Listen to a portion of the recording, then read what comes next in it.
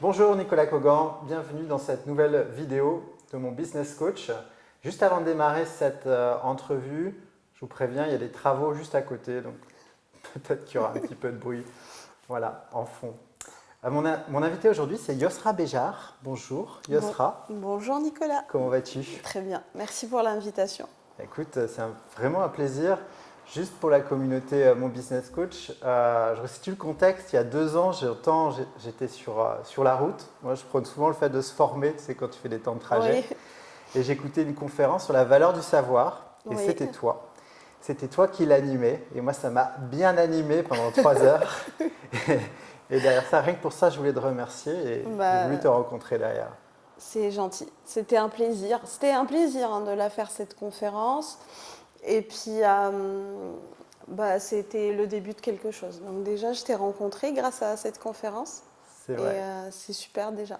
Et je ne vais pas t'interviewer aujourd'hui sur la valeur du savoir. D'accord. En fait, je connais certains de tes domaines d'expertise. Je vais te laisser te présenter, mais avant, juste donner le thème de la vidéo. Ça va être tout simplement sur la vision stratégique en entreprise. Parce que je crois que ça concerne à peu près tout le monde. Voilà. Oui, je pense, oui. Est-ce que tu peux te présenter? Donc, j'ai un parcours plus ou moins classique. J'ai fait de la finance et je suis allée vers la formation et l'enseignement recherche.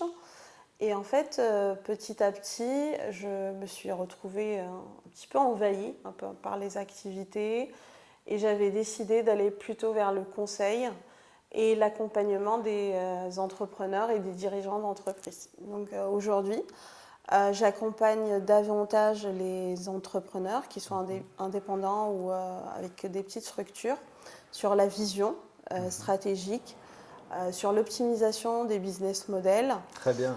Et puis sur la définition des process de création de richesse, que ce soit sur le plan personnel ou professionnel. Et si je peux résumer par rapport à ce que tu fais, je dirais que je suis en amont et en aval de tes prestations à toi. Tout à fait, c'est parfaitement complémentaire. Exactement. Génial. Et si on attaque direct finalement dans ce qui pourrait être une définition pour toi d'une vision stratégique?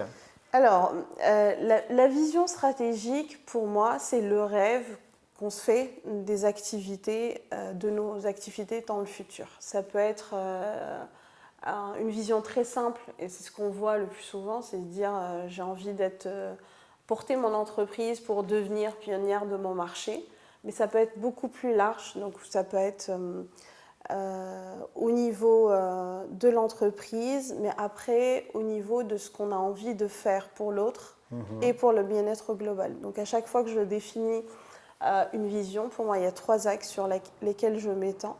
Ouais. Pour moi, alors quand je dis pour moi, c'est pour moi, pour mon entreprise, pour la structure que je porte, pour l'autre, et puis pour le bien-être global. Le bien-être global, ça peut être via une fondation, via un projet social, via un projet pour les autres, sans oublier la rentabilité de chaque activité. Parce que pour moi, c'est pas parce qu'on va accompagner ou on va donner, forcément, il faut qu'on soit lésé. Donc pour optimiser le bien-être pour l'ensemble, il faut aller sur ces 3 axes-là. Donc il faut que ça me convienne. 3 niveaux d'axes en fait. Voilà, faudrait que ça me convienne, que ça convienne l'autre, la personne avec qui j'interagis, et puis le bien-être global. Et généralement, c'est là où on est le plus efficace et le plus productif. Là, tu es aligné en fait sur l'ensemble de ces canaux-là. Donc, exactement. Ouais. Et cette vision-là, en fait, toi, tu la stretches ou tu la tires sur plusieurs années, plusieurs dizaines d'années, plusieurs générations? Explique-nous. Justement, alors pour moi, la vision, on peut la réaliser ou on peut même la laisser en héritage. Donc on peut avoir une grande vision de ce qu'on a envie de faire. Et si on arrive à la définir, on peut effectivement porter toutes ces activités des plus simples aux plus complexes. Alors, je peux partir de mon exemple personnel, ce sera peut-être plus parlant. Alors moi, ce que j'aimerais un jour porter ou contribuer à créer, C'est une ville éco-responsable, Génial. totalement autonome, Ouais. dans le désert. D'accord. Donc en fait, créer une ville de zéro, un endroit où il y a probablement pas suffisamment d'activité, qu'elle soit génératrice de nouveaux emplois, autonome et avec une nouvelle vision de l'éducation, du partage et de la contribution à la planète. C'est un projet de vie. C'est un projet de vie. Je ne sais pas si je vais pouvoir le réaliser moi, je ne sais pas s'il sera porté par d'autres, mais en tout cas, ce projet-là fait que aujourd'hui, sans le calculer, il se trouve dans tous mes choix d'activité. Donc du coup, quand je vais aller chercher une clientèle, forcément, je pense à la clientèle qui, un jour, pourrait aussi contribuer ou financer ce projet. Alors, quand tu dis sans calculer, le terme calculer, vu que tu es une femme de chiffres, j'imagine que tu as quand même projeté un certain nombre d'indicateurs autour de tout ça. Oui, et ce que je veux dire, alors sans calculer, ça veut dire que je me retrouve dans des situations où j'attire des clients qui peuvent un jour servir ce projet-là. C'est-à-dire que, et je me retrouve dans des situations où le non sort facilement parce que je sais que ce projet ou cette opportunité peut être intéressante sur le court terme, mais qui va m'éloigner de la cohérence globale de ma vision. C'est intéressant ce que dit Yosra là. Et en fait, ma vision, elle est toute simple. C'est comment. Alors, je ne sais pas si tu sais ce que c'est qu'un vision board. Oui. Un tableau de vision. Généralement, on le fait pour soi. Généralement, on se met la maison de nos rêves, la voiture de nos rêves. Enfin, en fait, ce qu'on veut réaliser sur un plan personnel. Puis en fait, moi, j'en ai un sur un plan professionnel. Très bien. Qui rejoint à un moment aussi mon projet de vie, parce qu'effectivement, c'est un briquet. Mais du coup, ça a permis de définir sur un fil toutes les activités vers lesquelles j'ai envie d'aller, les personnes que j'ai envie de côtoyer, la clientèle que j'ai envie de servir. Et je me dis, pour financer ce type de produit, il faudrait qu'un jour, je puisse avoir aussi des financiers qui ont une conscience qui les porte faire ce type de projet. Donc forcément... Les choses avancent en ce sens-là, doucement, mais sûrement, je crois. Exactement. Mais du coup, il faut nouer aussi des liens de ce côté-là. Et quand je travaille, moi, sur la partie investissement, par exemple, sur les processus de création de richesse, une entreprise qui commence à générer pas mal de flux, à un moment, elle place sa trésorerie. Forcément, j'ai envie de l'accompagner vers des fois des placements qui sont plus verts, éco-responsables. Et aujourd'hui, la croyance existe encore, et en disant quand c'est vert et c'est responsable, forcément c'est moins rentable. Et du coup, on laisse ce genre de choses de côté. C'est comme le bio, c'est pas bon, ça a moins de goût. Ça a moins de goût et ça coûte plus cher. En fait, c'est ça. Ça a moins de goût et ça coûte plus cher, donc du coup, il y a des gens qui s'éloignent de ça. Et pour l'investissement socialement responsable, c'est pareil. C'est-à-dire qu'on se dit... forcément, c'est moins rentable. Et aujourd'hui, moi, je suis dans une problématique de gérer une entreprise, de la développer, etc. Donc, du coup, forcément, là, c'est les chiffres qui vont un peu dicter mon fonctionnement journalier. Et dans les faits, aujourd'hui, la finance responsable peut ramener beaucoup plus de rentabilité que la finance classique, surtout dans ce contexte-là. Et je me dis, je peux aussi contribuer à mon échelle, un petit changement de conscience là-dessus, et ça va me permettre de connecter avec des gens qui pourront un jour, de manière directe ou indirecte, servir mon projet. C'est-à-dire que si je te suis bien, le fait d'avoir cette vision stratégique fait que, comme toute personne active, tu as plusieurs opportunités qui se présentent tout le temps, mais toi, tu peux plus facilement, avec une vision stratégique à long terme comme ça, faire des filtres sur tes opportunités. Exactement, c'est donc, exactement perdre moins ça. de temps. Perdre moins de temps et c'est plus facile d'éliminer certaines choses. Parce que la difficulté, généralement, quand on a des opportunités qui arrivent, c'est que tout paraît super intéressant. Sur le papier, Sur le papier, tout est beau. tout est beau, tout est magnifique. Ça pose pas de soucis.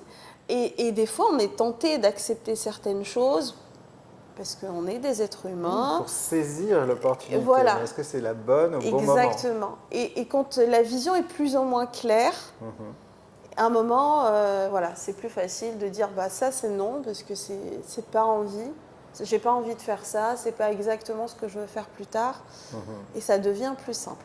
Et alors en fait, historiquement, c'est assez marrant. J'ai découvert ça et c'est devenu plus clair pour moi quand j'ai fait mes études à Dauphine. J'étais en thèse et je suis quelqu'un de plus ou moins carré, tout est dans les cases, hein, bien comme il faut en fait. Et j'arrive dans un travail de thèse de recherche sur plusieurs années. Et forcément, les gens avancent. Je voyais les gens avancer en tâtonnant et ça ne leur posait pas de soucis. Et moi, j'y arrivais pas, en fait. J'y arrivais pas du tout. J'avais besoin de voir mes étapes. Et à un moment, je me suis dit, et j'avais compris que ce n'était pas les étapes que j'ai cherchées, mais la vision. Ce que je voulais transmettre, et c'était quoi ma vision de ce travail, qu'est-ce que j'avais envie de laisser. Et quand ça s'est éclairci, quand la vision s'est éclaircie par rapport à ce projet, en fait, les étapes, elles sont venues toutes seules et tout s'est mis en place et je suis parvenue à avancer assez rapidement. Donc, je suis un peu, des fois, longue à la détente, mais ce temps de réflexion et ce recul, en fait, que je prends pour développer cette vision-là me permet d'aller beaucoup plus vite par la suite. Et d'ailleurs, moi, c'était clair pour moi ce que je voulais faire. J'avais défini le sujet. Alors, en fait, on m'avait pris pour une folle, parce qu'à l'époque... Oui, c'était quoi ce voilà. sujet? À l'époque, je travaillais sur justement ce qui apportait la performance à l'entreprise. Ouais. Alors, ça fait longtemps, j'ai soutenu en 2006, donc ça fait quand même quelques années. Et à l'époque, ce qui marchait et puis ce qui était un peu en vogue, à la mode, on va dire, c'était la gouvernance. Donc, on créait de la performance en gouvernant de plus en plus l'entreprise. Allez sur le profil LinkedIn de Yosra, je crois qu'il y a 2 articles, si je ne me trompe pas, Oui, peut-être. qui relaient également oui, effectivement. ce passage. Et en fait, à l'époque, moi, je trouvais ça tellement idiot. Comment on peut créer de la performance en mettant de plus en plus de comités, d'audits, de contrôle. Mais on ne voyait que ça partout. Et moi, je voulais porter le message en disant, en fait, on va créer de la valeur, on va créer de la performance par l'immatériel, par l'humain, en fait, par une finance un peu sociale responsable. J'entends. Et j'allais sur des axes qu'à l'époque, ça n'abordait pas. Donc forcément, on ne me comprenait pas, mais moi, j'avais vraiment la vision de transmettre un message que la performance se crée uniquement par l'humain. 2006, tu dis. Mais oui, mais tu vois comment ça te donne raison aujourd'hui quand tu prends l'actualité? Ouais, exactement. Donc aujourd'hui, c'est admis, les gens, pour eux, voilà, la performance, elle est créée par l'humain, c'est dans les mœurs, on le sait, c'est évident. Mais à l'époque, c'était pas si évident que ça. Et puis surtout, l'humain, c'est très bien pour les ressources humaines, l'humain, c'est très bien pour le management. T'entends? Il y a ta ville qui a déjà démarré en construction. Ils ont déjà commencé les travaux. C'est fabuleux, un visionnaire. Et donc du coup, c'est comme ça que j'ai découvert l'importance d'une vision. C'est comme ça que j'ai commencé à chaque fois, prendre du recul pour me dire comment je peux... c'est vraiment le mouvement, enfin, je le fais, c'est vraiment le mouvement de recul pour voir de plus loin. Est-ce que toi qui accompagnes des professionnels, tu partages ce constat que beaucoup se dédouanent en fait de ce temps, tu sais, de prendre justement un peu de recul et finalement vont souvent le payer au centuple. C'est ça. Derrière, à saisir les opportunités ou à se tromper de voie, tout simplement. Saisir les opportunités, 2, se tromper de voie. Et puis en fait, être tout le temps dans l'opérationnel et pas prendre le temps et le recul pour définir cette vision-là, fait qu'on se trompe souvent. Et en fait, moi je dis souvent que le début du succès, c'est la définition de la vision. Derrière toute Je success pense que story, vous pouvez noter ça. Si vous prenez des notes en regardant cette vidéo, vous pouvez la noter, celle-là. derrière toute success story, forcément, il y a une vision. S'il n'y a pas de vision, bah, on peut effectivement réussir, mais ça ne sera pas marquant, ça ne va pas marquer les esprits. Et ce que je trouve dommage, c'est que souvent la vision, on l'a fait en entreprise, on l'a définie uniquement pour fédérer les équipes. Alors que pour moi, la vision, elle ne se définit pas forcément avec les équipes. La vision, c'est la vision du leader, du chef d'entreprise. En étant leader et donnant, en fait, en faisant adhérer à sa vision d'entreprise, on peut créer, j'aime pas le mot, pas les sous-visions, mais en tout cas, les étapes pour servir ce projet global. Et, On le voit d'ailleurs sur les sessions d'entreprise, les sessions familiales, où certaines fois la vision du papa ou de la maman qui va Oui. céder à son enfant, que là il y a une fracture à ce niveau-là. exactement. Et c'est lié souvent à ce que tu évoques en fait dans Exactement. ces socles-là. Et en fait, la vision, tu l'as définie. Moi, voilà, c'est le projet-là que j'ai envie de porter, mais ça ne veut pas dire que je ne vais pas aller à modeler comme, Bien sûr. comme un tableau de vision sur lequel tu vas rajouter autre chose. Et puis si on a envie de transmettre une vision et de faire adhérer une vision, il faut être aussi capable d'intégrer la vision de ses enfants, la vision si on est en projet familial, parce que c'est ça qui fera durer le rêve dans le temps et lui donnera vie à un moment. C'est-à-dire, si je te suis bien, en fait, cette vision-là, c'est plus large, parce que quelque part, réussir son entreprise, ou réussir son couple, ou réussir son éducation, et ainsi de suite, isolé, c'est facile. C'est facile. Mais c'est le combo, tout ça, la combinaison de tout ça, en fait, qui s'intègre dans cette vision-là. Exactement. Et en fait, ce qui est pour moi important, ok, on l'a défini, c'est de l'ordre du rêve. Il ne faut pas oublier de la mettre en place. Et la mettre en place, ça veut dire que derrière, il y a plusieurs projets qui la composent. C'est des étapes. Et ce qui est intéressant, c'est de pouvoir créer les ponts entre les différentes étapes. Et rendre chaque étape ou chaque projet autonome, rentable, et en se disant que, pareil, c'est créer la rentabilité pour soi, donc pour le projet ou pour la structure sur laquelle on travaille, mais aussi pour les personnes qui entourent, que ce soit les clients, les partenaires, etc. Et pour le bien-être global, et là pour le coup, je vais peut-être toucher un autre projet ou une autre étape, tu vois. Ouais, juste pour bien comprendre, si je te suis bien, cette vision-là peut être conjuguée par plusieurs projets pour que ça soit solide. L'idée, c'est qu'il faut que tu vas jusqu'à la remise des clés une fois que c'est autonome, c'est ça? C'est ça. Okay. C'est-à-dire que, alors moi, je suis une personne qui, entre guillemets, ne supporte pas rester sur un projet plus de 5 ans. Ah bon, c'est étonnant ça. Ouais.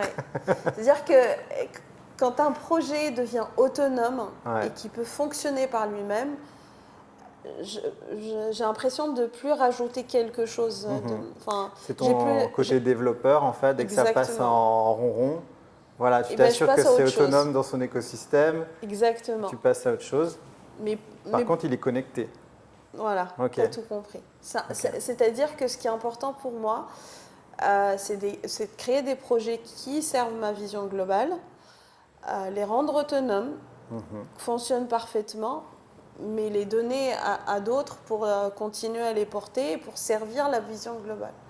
Et rester, alors il y a des gens qui développent un projet et puis sur lequel ils restent toute leur vie, c'est très bien comme ça, mais moi je ne suis pas comme ça, je suis quelqu'un qui aime développer des projets et c'est pour ça que j'ai besoin aussi de cette vision très long terme et on va dire très grande, me dire j'ai envie de contribuer à créer une ville dans le désert. Alors aujourd'hui, c'est juste sur un tableau chez moi, mais peut-être qu'un jour... Quand Yosra fait du mind mapping, elle achète des immeubles, c'est ça?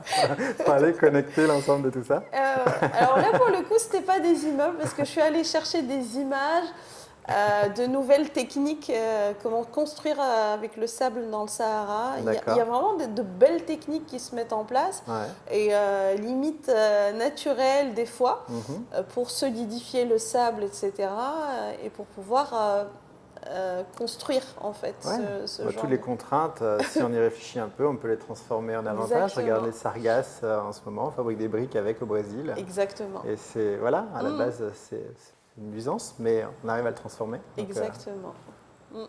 Là, on est au 2e étage, là. Ouais. Pour les travaux. Ouais. Ils avancent. Ça avance.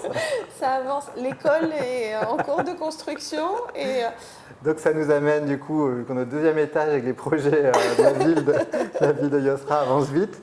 Là, si on parle de business model, du coup, comment ce business model, c'est réellement du coup les briques, je prends des termes du bâtiment du coup. Hein, oui, comme ça on serre la vision jusqu'au bout. Ça va être les briques et les étapes qui constituent le plan, c'est ça? Alors, le business model, on va dire en français, c'est vraiment littéralement modèle de revenu. C'est comment optimiser son modèle de revenu dans l'activité actuelle et comment pouvoir développer toutes les petites niches pour rendre au maximum le projet autonome. Et ce qui fait qu'on peut créer de nouvelles sources de revenus pour n'importe quelle entreprise, de manière mais vraiment perpétuelle. Et comment dire, comme quand on jette une petite pierre dans une mare, on a des petites ondes comme ça qui se propagent. C'est pareil pour moi, pour un business model. C'est-à-dire qu'on a les revenus de base, les modèles de revenus de base qu'on définit liés directement à la prestation produit. Chiffre d'affaires, on va dire. Et puis ensuite, on peut l'améliorer par des revenus indirects. Alors, c'est des revenus ou c'est de l'optimisation? C'est les deux. C'est les deux. C'est les deux. Parce que l'un ne va pas sans l'autre. Et donc, du coup, on arrive à optimiser ce qu'on a et à développer le reste. Et généralement, quand on arrive à on va dire à la maturité, on va toucher sans le vouloir, ou en tout cas, ou c'est dans l'inconscient, je ne me rends pas compte, les modèles de revenus des autres projets qui servent la vision. D'accord. Et donc, du coup, les ponts se créent de cette manière-là. Et un projet peut servir l'autre. Si je fais de l'éducation, par exemple. Oui, prendre un exemple concret, en fait. On va prendre un exemple concret. Si on travaille sur on peut rester sur le domaine de la finance responsable, admettons. Et puis, il y a des services de finance responsable qu'on vend à des clients. Et en fait, derrière, on peut aller sur aussi l'éducation, parce que un des gros problèmes de l'immatériel, de l'ISR, etc., c'est l'éducation. C'est-à-dire que ces thématiques, on les connaît, mais on ne les connaît pas, et on ne sait pas comment ça fonctionne, on ne sait pas quelle rentabilité ça rapporte. Donc, on reste plus ou moins à une distance de ça jusqu'à ce qu'on voit un peu plus clair. Et moi, par exemple, je fais une prestation de service pour aider une entreprise à être plus éco-responsable, selon son activité, peu importe laquelle. Et puis à un moment, forcément, moi, dans le développement de mes revenus, je peux aussi faire de la formation liée à ça. Et donc générer de nouveaux revenus. Mais cette formation-là, qui se faisait au niveau de mes clients, peut se faire aussi au niveau, par exemple, d'événements plus larges, de conférences, de séminaires. Et là, pour le coup, je vais toucher, il va y avoir un pont entre ma clientèle de base et ces séminaires que je fais. Mes clients peuvent être mis en valeur sur ces séminaires-là. Je fais de l'éducation, donc là, je touche une autre cible. J'ai un revenu qui est différent. Là, je suis déjà sur une deuxième activité, mais j'ai un peu entre les deux. J'entends. Et du coup, ma clientèle, elle a sa place dans ces séminaires-là. Et ça devient mutuellement... C'est un cycle en fait, c'est une vraie exactement. boucle. Et c'est un cycle vertueux. Mhm. Et on peut toucher de manière... en mettant sur le papier les choses. On trouve des liens des fois, mais totalement improbables. Et on peut comme ça lier au maximum les activités et servir une vision globale de manière beaucoup plus fluide et simple. Quelque part, en fait, l'effort, parce que l'effort, en fait, c'est que ça demande pour l'entrepreneur que tu es, Mhm. est minimisé, même si je sais que ça représente du Ouais. travail, parce que finalement, l'effort que tu vas avoir pour un pan va servir à l'autre pan, Exactement. et ainsi de suite, et ainsi de suite, et ainsi de suite. Et après, ça devient une dynamique de pensée. Mhm. Et ça devient une manière différente de gérer ses activités. Et on fait les choses différemment. On se rend compte qu'au final, on fait les choses différemment, on partage différemment, on crée de nouvelles idées différemment. C'est exactement comme pour le savoir. Là, pour Mhm. le coup, je vais revenir Ouais, à la conférence que j'avais faite à avec l'époque. plaisir. Mais c'est ça, c'est-à-dire que un savoir plus un savoir va forcément créer un troisième savoir. Mhm. Parce que l'interaction fait qu'on va pouvoir créer de nouvelles idées, créer des pans. Et plus on crée des pans, plus des pans se créent naturellement et tout seul en Tout fait. seul, ouais. Et puis quand tu vas livrer ton savoir, ça ne va pas te le déposséder non Non, plus. ça Donc va c'est le quand même dupliquer. intéressant. Ça va le dupliquer. Exact. Ça va le dupliquer et ça va même l'étendre parce que forcément, l'idée que tu vas me donner, toi, en interaction par rapport à mon savoir à moi, va enrichir le mien et du coup l'étendre. Mhm. Et là, forcément, on va avoir un champ beaucoup plus large d'action, en fait. Ça, c'est un capital qu'on a tous, mais est-ce que tu penses qu'il est identifié par tous? Le savoir, tu veux dire Le savoir ou tout simplement même cette capacité de prendre un peu de champ pour Alors, mettre les choses en perspective? je ne saurais pas répondre. Moi, je pensais que c'était naturel chez tout le monde et au fur et à mesure de rencontrer des entrepreneurs ou des chefs d'entreprise, que je constate que non. Mhm. Finalement, c'est pas évident. Et ce qui est assez drôle, c'est que quand on commence à discuter de ça avec des entrepreneurs, finalement, ils reviennent très très vite à l'opérationnel. C'est-à-dire qu'ils confondent cette vision globale et ce recul qu'on a sur ce qu'on peut faire sur toute une vie et finalement comment optimiser son business actuellement et on revient vite mais vraiment très très vite au basique, hein. Quel Ouais, email je dois envoyer, comment je dois contacter mon client. Là on est déjà dans le détail, on est dans mhm. l'opérationnel J'entends. et c'est très difficile à chaque fois de dire à la personne on n'y va pas vers l'opérationnel. Moi, je vous demande des questions, c'est beaucoup plus large. On va essayer de regarder plus largement. Et c'est un exercice difficile, C'est mine un de exercice rien. difficile, ouais, c'est vrai. Exactement. Je trouve que c'est un exercice difficile. Alors, je pensais que c'était naturel, mais apparemment, ça ne l'est pas. Mais ça se travaille, hein. Ça se travaille, ça Hmm, s'apprend. ça Après, il y s'apprend. a des... Après, si vous êtes concerné par ça, prenez un rendez-vous avec vous-même, mais pas dans votre bureau. Oui, ça Prenez... c'est une très bonne idée. Et bien généralement, les idées, on les a sous la douche. Ou moi, souvent, quand je fais la vaisselle aussi, ça m'arrive d'avoir des idées comme ça lumineuses Ouais. à des moments comme ça. Moi, c'est quand je suis sur la route, des fois, je fais ah oui, Mais oui, en super. écoutant un webinaire ou une Par conférence en exemple, ligne. ça se fait de la pub en plus. Oui, je me fais de la pub.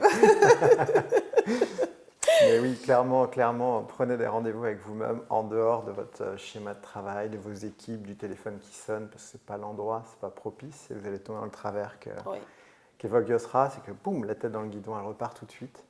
Et oui, du coup, vous n'avez pas le temps d'implémenter, de prendre, savourer même les bénéfices que ça va vous donner, de se créer une vision plus large. oui.